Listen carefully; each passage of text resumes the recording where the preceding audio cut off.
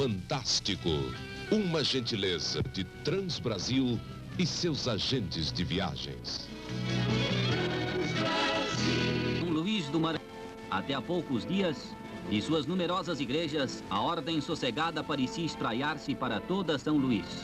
O povo, sempre bem com Deus, mantinha-se melhor com os homens, acrescentando páginas claras na história tricentenária da cidade ainda hoje colonial no aspecto. Entretanto, São Luís do Maranhão parece que cansou de viver em paz. O senhor César Abud, que durante algum tempo respondeu pela chefia do Executivo maranhense, e o general Edgardino Pinta, comandante da 10ª Região Militar, analisam os últimos acontecimentos. O presidente do Tribunal Regional Eleitoral, ao transitar pelas ruas, faz-se acompanhar de 2 soldados.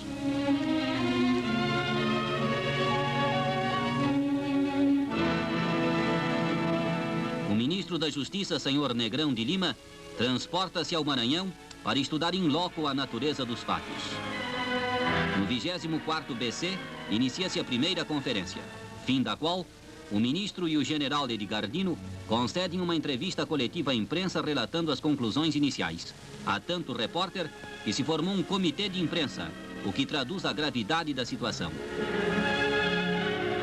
O ministro da Justiça relata o interesse do governo federal em encontrar uma fórmula rápida para pacificar o Maranhão. Sai o senhor Negrão de Lima à rua para auscultar o pensamento do povo.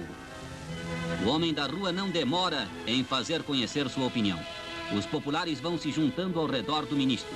A aglomeração cresce a ponto de transformar-se em verdadeira onda humana a acompanhar o representante da capital federal. Dessa maneira, o ministro Negrão de Lima vai se desincumbindo da primeira parte de sua missão: colocar-se ao par da verdadeira significação dos fatos em São Luís. Bastou ao ministro percorrer alguns quilômetros para inteirar-se de modo suficiente com relação às pretensões populares. Depois de sentir o Maranhão das ruas, era necessário examinar os problemas locais pelo prisma do governador e das oposições coligadas. No Palácio dos Leões, o titular da pasta da Justiça mantém-se em palestra com o governador maranhense e deputados do Partido Social Trabalhista. Afirma o senhor Eugênio de Barros que, satisfeito com a visita do ministro da Justiça, envidará todos os esforços para ver novamente apaziguado o estado do Maranhão. Enquanto se procedia a esta conferência, os populares aguardavam impacientes. As oposições coligadas reúnem-se no Hotel Central. Presidentes do PR, UDN, Partido Social Progressista, PSD, PTB, PL e o vice-governador Antenor Abreu representam os partidos que formam as oposições coligadas. Incendiada São Luís.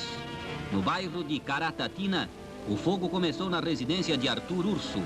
Casas de pau a pique cobertas de palha, ressequidas e ligadas umas às outras, constituem material de fácil combustão. O fogo irrompia sempre entre 12 e 15 horas, quando o calor do sol era mais forte, fazendo supor a alguns que se deflagrasse de bombas especiais, colocadas anteriormente e acesas automaticamente pelo aquecimento solar.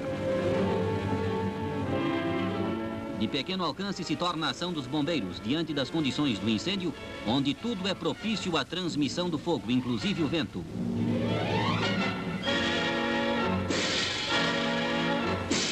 Um único carro-tanque possui o corpo de bombeiros.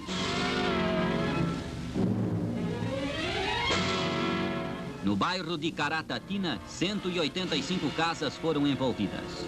Demolindo para isolar, os bombeiros fazem veredas entre as casas, auxiliados pelo exército e pelo povo. Os incêndios, mais as greves, falta de luz e água, levam ao trágico a situação no Maranhão.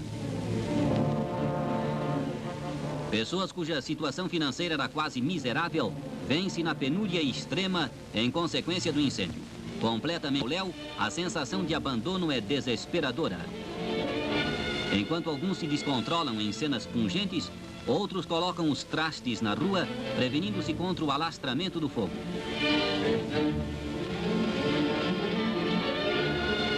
Muitas são as pessoas atingidas pela situação anormal, inclusive aquelas que já no fim da existência não mais esperavam surpresas como estas.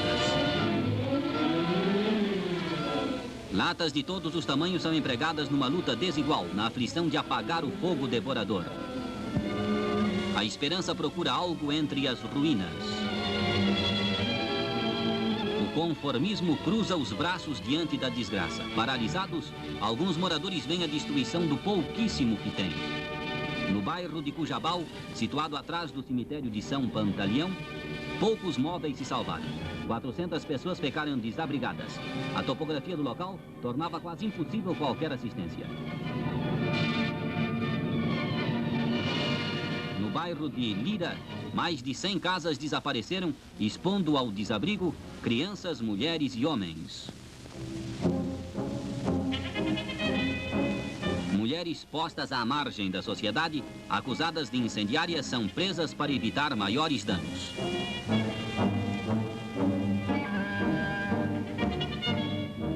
Formam-se os bandos precatórios. As donas de casa pedem um término para aquela fase caótica e desumana. Inicialmente pouco numerosos, os bandos precatórios recebem adesões em massa e passam depois a solicitar ajuda monetária para os flagelados. A senhora Castelo Branco lidera o movimento. Contrastando com a agitação que ferve em São Luís, o porto está parado, completamente. As notícias dizem que o conflito armado alastra-se aos municípios de Pastos Bons, Passagem Franca, Barão de Grajaú, Mirador, São João dos Patos, localidades de Goiabal e Cajapió, bairro de Codozinho. Mas no porto, apenas os fuzileiros navais passeiam vigilantes para impedir qualquer eventualidade. Em geral, quando a cidade se agita, o cais do porto se acalma. São Luís do Maranhão procura reentrar no ritmo habitual de sua vida, enquanto o coração dos brasileiros tem fé inabalável que a paz justa e democrática voltará a conviver com seus irmãos maranhenses.